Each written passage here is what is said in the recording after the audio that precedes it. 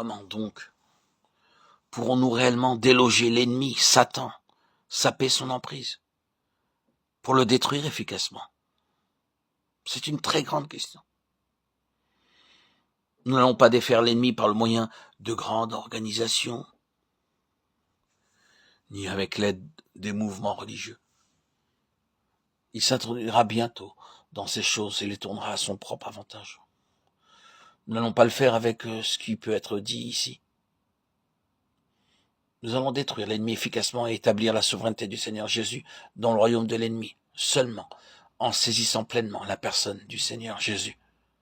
Quand j'emploie ce terme pleinement, je le souligne plusieurs fois parce que je ressens que c'est l'aspect que nous devons considérer dans notre vie, dans notre quotidien, dans nos prières, dans nos méditations. C'est ainsi, dans la mesure dans laquelle nous saisirons intérieurement le Seigneur Jésus dans tout ce qu'il est pleinement, qui sera la réponse à l'emprise satanique. Ainsi, pour détruire toute cette hiérarchie satanique et vider les cieux de ses puissances et de ses principautés néfastes, le Seigneur a besoin d'un peuple qui corresponde à Sion pour être son instrument et son vase, c'est-à-dire de personnes qui soient l'incarnation de sa pensée plus pleine concernant le Seigneur Jésus, dans une mesure qui aille au-delà de la moyenne générale. Certains sont allés plus loin dans cette connaissance du Seigneur Jésus. Et il y a en eux quelque chose de plus grand concernant Dieu et son Fils. Tout revient à cette question de la mesure de Christ. C'est une chose de croire au Seigneur Jésus, d'être converti et d'être sauvé. C'est une chose glorieuse au commencement. Mais cela seul ne vous permettra pas de traverser victorieusement tout ce que vous devrez rencontrer.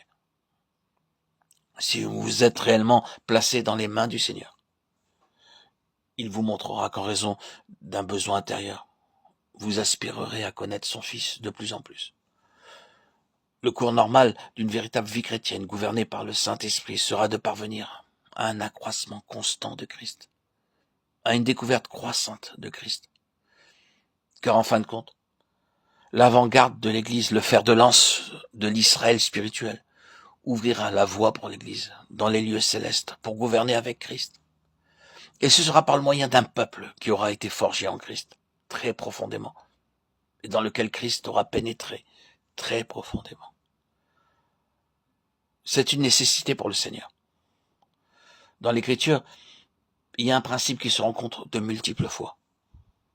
Le Seigneur travaille pour obtenir des personnes qui parviennent à une plus grande mesure de Christ que celle qui est commune parmi le reste de son peuple. Car ceux qui ont une mesure plus petite ont besoin de ces gens-là pour parvenir au but. Pourquoi est-ce que le Seigneur prend une personne ici et une autre là pour les faire passer par des expériences éprouvantes?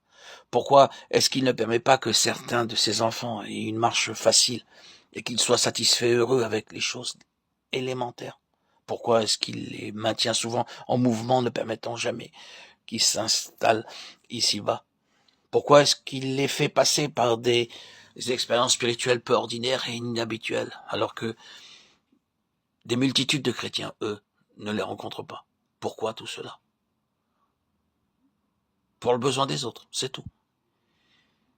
Nous savons bien que ceux qui sont réellement capables d'aider les autres, ce sont ceux qui sont passés par des expériences profondes. Ils ont initié cette voie. Ils ont payé un grand prix pour cette libération. Il a été coûteux, mais précieux si d'autres peuvent être réellement aidés. C'est la manière d'agir du Seigneur. Ainsi donc, il fait passer des personnes par des voies étranges, très profondes et élevées, au-delà du domaine de l'ordinaire, pour constituer un peuple particulier, ayant de réelles valeurs spirituelles et utiles pour son Église.